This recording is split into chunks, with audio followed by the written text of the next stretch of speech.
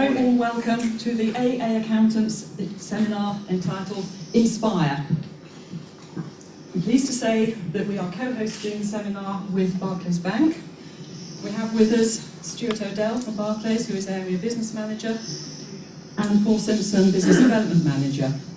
You also see in the room many of the AA team, and we hope to have the opportunity of speaking to all of you during the course of the morning. I'm afraid I just have to do one or two housekeeping things. We are not expecting a fire drill. Oh, really? Afraid not. Tried for it, Paul, but they wouldn't do it. Apparently they had one yesterday or something like that. So if the fire alarm goes off, it is for real, and what you need to do is make your way out into the corridor, through the main doors, out to the front of the hotel, and assemble by the barrier to the car park. That's the muster point. I don't know if you're aware, but the usual facilities are all along the corridor, if anybody has the need. Now, enough of all that.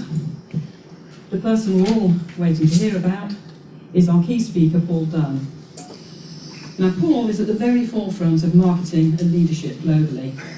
Earlier this year, he was the recipient of a Global Lifetime Achievement Award for service to the accounting profession, even though he's not actually an accountant. In fact, very definitely not an accountant, I understand him to say.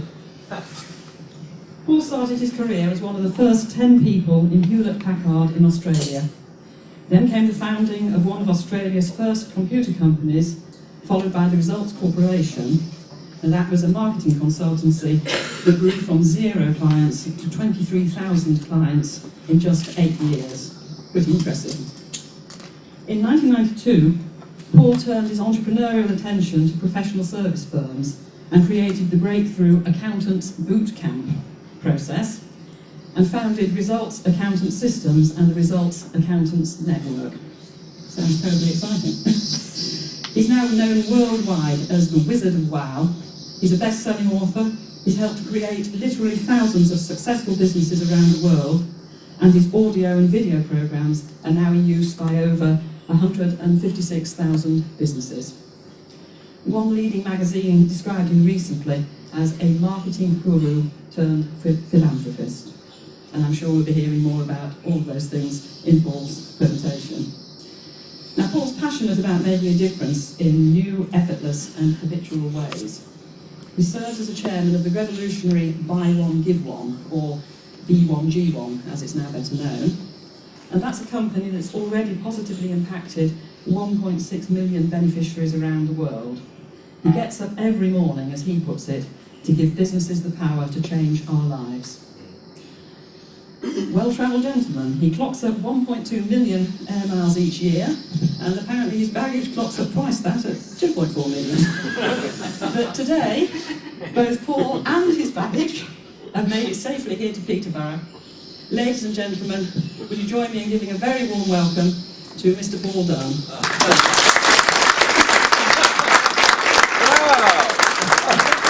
Thank you. Actually, just stay there for 1 second, right? Because this is the most difficult part. Good morning. Hillary's wondering what the heck we're going to do with her here, right?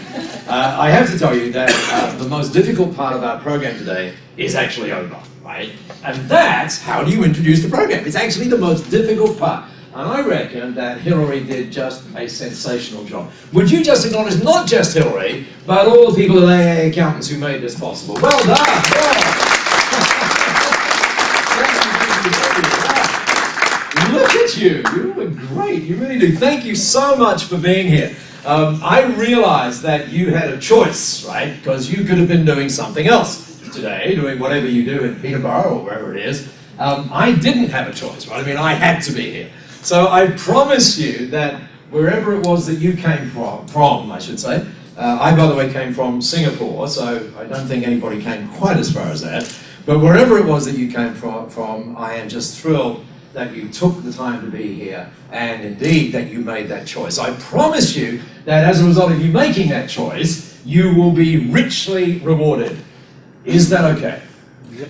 Guys, these are the easy questions. They get much harder as we go through. Good.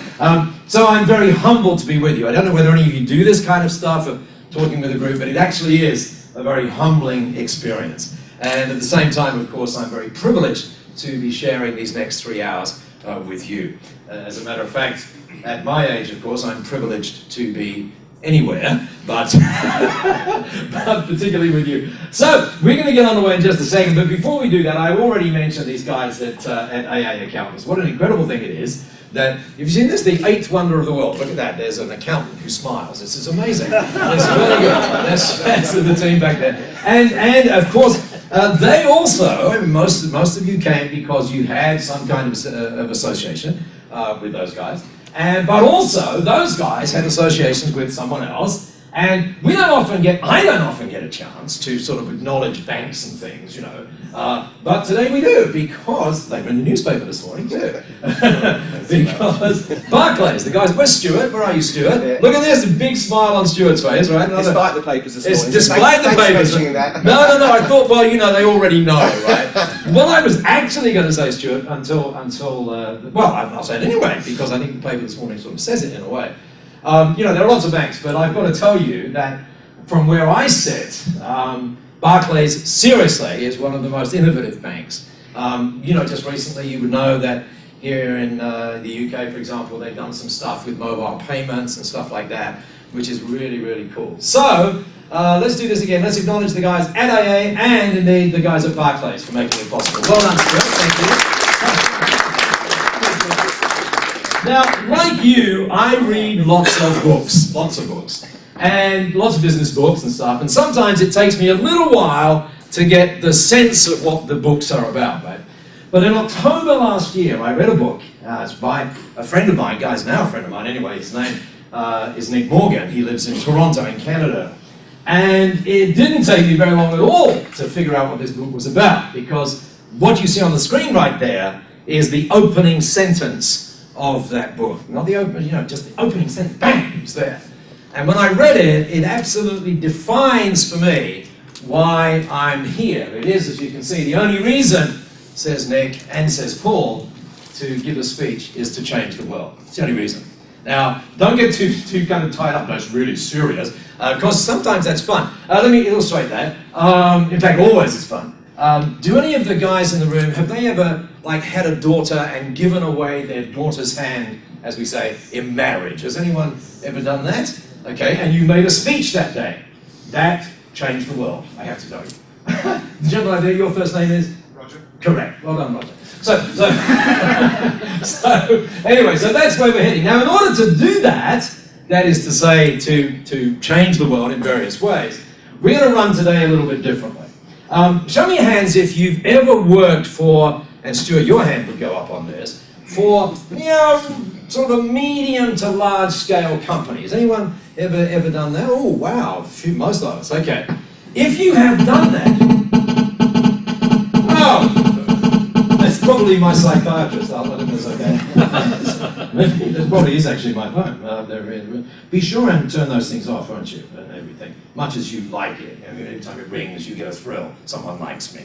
Right? So anyway, getting back to the relatively large companies, or medium to large companies, if you have indeed worked in one of those companies, then you've probably experienced this, particularly when things aren't going too well.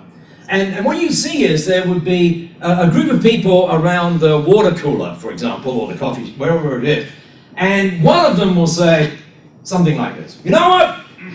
This would be a great place, really great place, if only there was more communication. Right? You heard that? Can I see hands if you've heard that? Yeah. So in other words, they talk about this whole process of communicating. Now, I don't know about you, but I actually think that's crazy. I think that we do not need more communication. My goal, in fact, today is not to communicate with you. It's not. We don't need more, we need less of that, but what we need is more of this connection.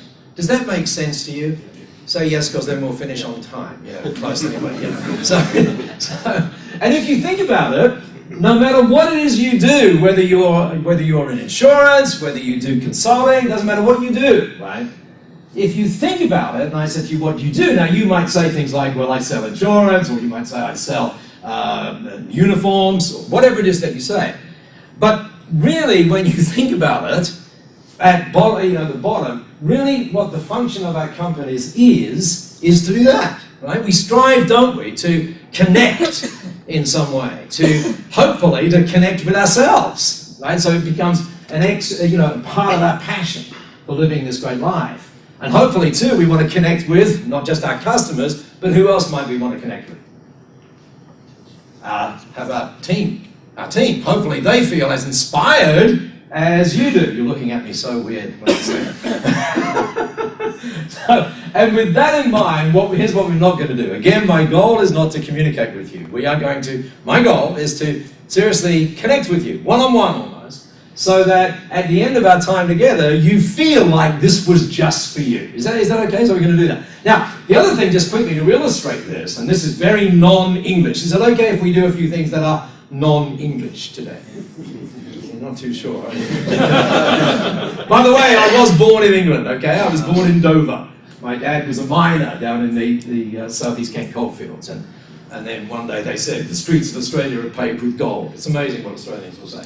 But so that was when I was 21, 6 years ago. So anyway, so this connection thing is really important. Now, let me illustrate how important it is by doing, as I said, this non-English thing. Now, where you sat this morning, with the exception of Roger and Margaret over here, where you sat was random, right? You know who you sat next to her. So here's what we're going to do. When I say go, here's the non-English thing I want you to do in relation to connection. Right? I want you to turn to the person next to you. I want you to smile at them and look them in the eye, obviously. And then you give them, this is really weird, give them a big, as in big, high five. And you say to them, oh look, they're freaking out already. and as you give them that high five, you say to them, that big high five, you say, I am thrilled I'm sitting next to you. Go!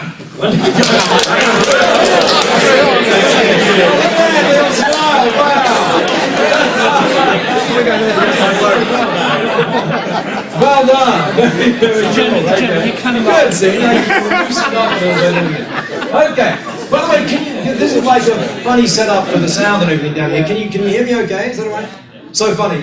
Sometimes, microphones are cut. This one, by the way, is a pacemaker as well, so it stops. But I was in Chicago not that long ago, and the sound system was really playing up. And I said, finally, I switched it off and I said, can you hear me at the back? Right? And surprisingly, a guy at the back said, yes. I said no, I said no, which is kind of interesting.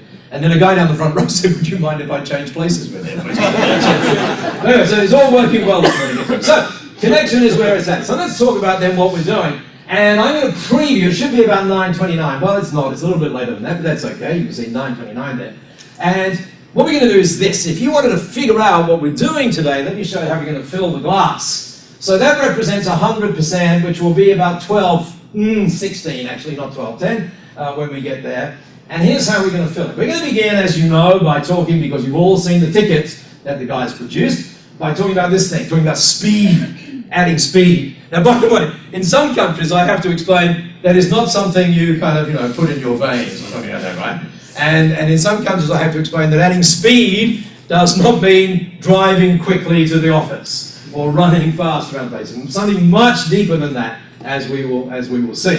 Then once we've done that, then we're going to do this thing, which in the last couple of days, as I've been going around Australia and indeed around the UK, this adding purpose, people have just resonated with how we talk about that, and I think you're going to do the same. And then we kind of build those things together till we get to this last little piece, smallest piece, but arguably the most important piece, was all about inspiring or changing lives. Now, as we go through this, then what's going to happen is some of you, my expectation is all of us, will actually be in this nice inspired state, as in, getting what we can do. That's not hype, by the way. If you're 10 foot off the ground, there's a problem with that. And the problem is there's no traction, right?